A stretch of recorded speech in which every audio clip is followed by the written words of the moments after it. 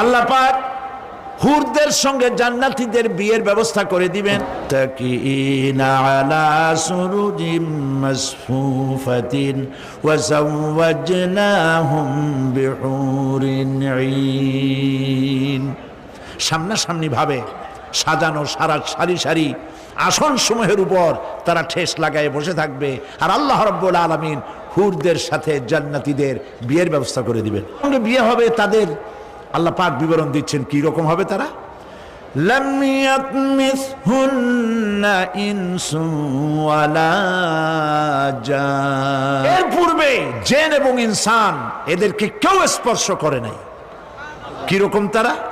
কান্নাহুন্নাল ইয়াকুতু ওয়াল Marjan.